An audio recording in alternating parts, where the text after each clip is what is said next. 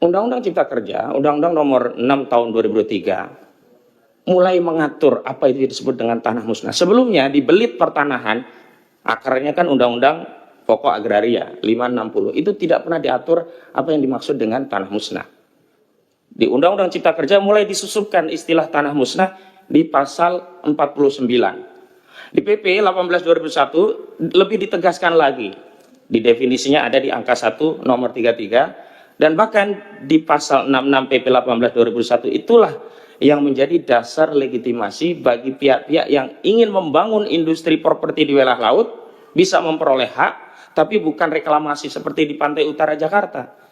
Mereka melakukan reklamasi dan rekonstruksi dengan dalih mereka punya sertifikat hak, apakah itu SHGB atau SHM, yang didalihkan sebelumnya ini adalah tanah daratan yang terkena abrasi, dianggap tanah musnah. Clear ini yang sedang terjadi, upaya hendak merampas wilayah tanah laut kita, berdalih PP 1821 dari pintu pasal 66. Maka mulai bekerja mereka menyiapkan alas haknya. Kepala desa Kohot ini punya tugas untuk menyiapkan narasi.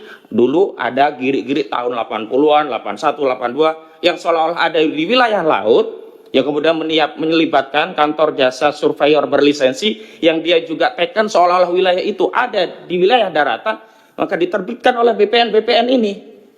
Jadi mafianya itu melibatkan BPN juga.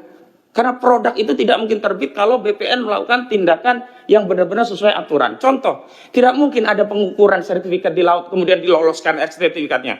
Terakhir, 263 SHGB. Itu sudah diakui punya salah satu properti yang kita ketahui dia rajanya reklamasi. Agung Sedayu Group, proyeknya apa? Pantai Indah Kapuk 2. Motifnya apa? Itu nanti akan direklamasi atau rekonstruksi. Menggunakan apa? Pasal 66 PP 18 tahun 2001. Siapa yang membiayai? Tentu yang punya kepentingan terhadap reklamasi, dialah yang membiayai. Gak mungkin Arsin. Duit dari mana Arsin membiayai? Lalu kita dibikin bodoh oleh Menteri KKP. Saya nggak ada di sini gitu loh. Seolah-olah semua itu diakui oleh Arsin dan siap bayar denda 48 juta rupiah. Ini juga statement yang tidak berdasar. Karena sebelumnya katanya denda per kilometer 18 juta. Ini ada 30,31 kilometer. Kok bisa ketemu 48 miliar dari mana? Kok ada pernyataan katanya Arsin siap membayar dari mana? Belakangan kuasa hukum Arsin membantah. Ini menteri berani berbohong di forum resmi DPR RI. Lalu kalau motifnya itu nyambung bagi rakyat, dan rakyat sudah tahu, Pak. Kalau Bapak kunjungan ke Pulau Cangkir, saya kan yang pertama kali dengan kawan-kawan memviralkan pagar laut di Pulau Cangkir itu. Juga kemudian nelayan Khalid dan yang lainnya, rame kita bareng-bareng. Baru terungkap rencana penjajahan tanah laut kita ini. Itu di wilayah laut. Dan mohon maaf, itu tadi bisa jadi karena pertimbangan DPR ketika membuat peraturan hanya berkutat kepada apakah ini dibutuhkan masyarakat. Yang kedua, apakah bertentangan atau tidak dengan undang-undang dasar, tapi tidak berpikir nanti akan diterjemahkan seperti apa oleh eksekutif.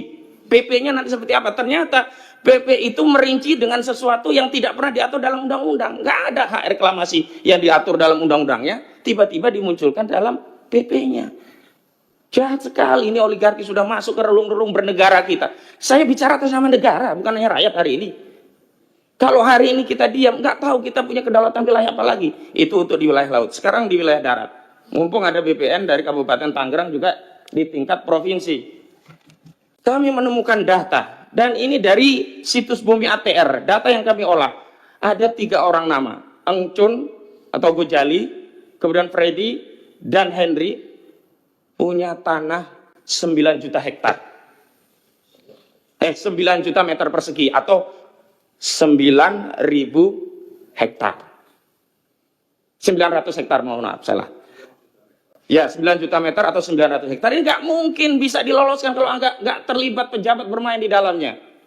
Dan tanah-tanah inilah yang modus merampas tanah rakyat itu ya. Mereka main dengan BPN, terbitkan sertifikat ini diklaim oleh oligarki melalui sejumlah nama Alibaba yang dipakai ini, kemudian diterapkan kepada tanah rakyat. Tanah rakyat nanti dinego, mau jual murah nggak? Kalau nggak mau jual murah, bertarung di pengadilan, kalahlah di pengadilan. Semua ini sudah dikuasai. Apalagi rakyat yang tadinya belum punya sertifikat. Yang belum punya sertifikat baru kiri, nggak bisa ditingkatkan. Kenapa? Karena sudah diblok oleh BPN. NIB-nya, nomor induk bidangnya sudah diblok oleh BPN. Ini kenyataan yang terjadi. Selanjutnya, saya mau katakan, kasus ini bukan baru kemarin, Pak. Sejak 2017, kami hadirkan saksinya. Ada di belakang itu Ibu Tin Soehartini. Tanya dirampas habis, sekarang sudah jadi PIK 2. Kemudian ada Kamakana, ada juga Charlie Chandra. Mohon maaf, isunya ini bukan anti etnis tertentu. Bahkan korbannya pun ada yang dari etnis Tionghoa. Ini tidak mungkin terjadi kalau tidak ada satu kejahatan yang sifatnya terstruktur, sistematis, dan masif dilegitimasi oleh peraturan dan perundang-undangan. Selanjutnya saya mau bicara lagi tentang bentuk penekan apa sih modus operandinya di masyarakat.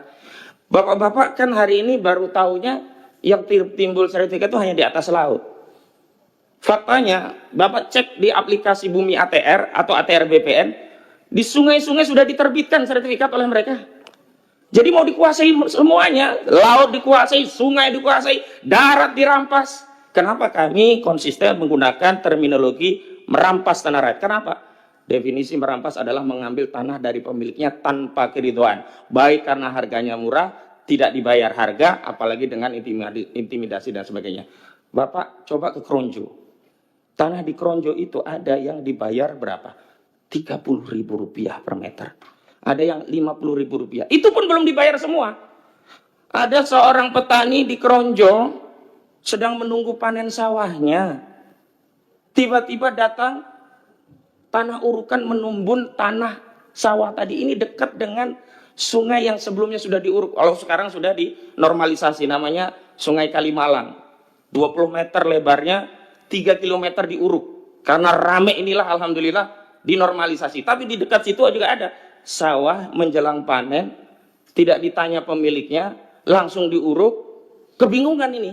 Akhirnya apa? Mereka tanya ke kepala desa. Di kepala desa dijembatani, akhirnya dinego biar menerima 50 juta. Artinya kepala desa terlibat semua. BPN terlibat, kepala desa terlibat, DPRD dan Pemda terlibat dalam apa? Proses pembentukan RT RW-nya, rencana tata ruang dan wilayah. Walau belakangan rencana detail tata ruangnya belum ditindaklanjuti karena ketahuan semuanya. Apa dasar mereka? Rencana tata ruang di wilayah itu menyebabkan apa? BPN bisa menerbitkan sertifikat di wilayah laut, seolah-olah itu kawasannya menjadi kawasan industri. Dan ini disebutkan juga oleh direktur dari Agung Sedayu Group, Nono Sampono. Dan dia berdalih, oh itu kan dulu tanah terkena abrasi. Bohong nih Pak, gak ada tanah abrasi di Tangerang. Kalau mau saya kasih garis besarnya, tanah abrasi itu mungkin terjadi di pantai selatan karena angin kita arahnya ke Australia. Kalau pantai utara bukan abrasi, malah terjadi sedimentasi karena ada material dari laut yang dibawa ke daratan. Makanya Wahyu Sakti Tenggono udah bilang motif pagar laut itu adalah untuk mengumpulkan sedimentasi. Pertanyaannya, dia sudah tahu itu motifnya. Lalu dari mana dia bisa bicara itu? Kalau terjadi sedimentasi untuk apa? Untuk kolam penangkaran buaya? Nggak mungkin. Itu tadi ini dalam rangka untuk membangun kawasan industri properti. Aguan ini sudah pernah gagal di Jakarta, mau dia coba sekarang di wilayah Banten dan semua wilayah lainnya sudah ada. Dan mohon maaf Pak, kalau diperhatikan kenapa ada fenomena sertifikat di atas laut, itu semuanya rata-rata setelah tahun 2021 mereka memanfaatkan PP 18/2021 pasal 66 karena mereka ingin mendapatkan hak untuk melakukan reklamasi atau rekonstruksi berdalih tanah mereka menjadi tanah musnah. Bapak pimpinan yang saya hormati, juga anggota dewan yang terhormat, saya ingin fokus juga kepada apa sih peran kita sesuai dengan fungsi yang melekat pada kita, termasuk kewenangan kita. Kalau dari kami Pak, kami sudah sampaikan memang kami menggugat. Ada 9 entitas yang kami gugat, 1 sampai 8 sebagai tergugat, 1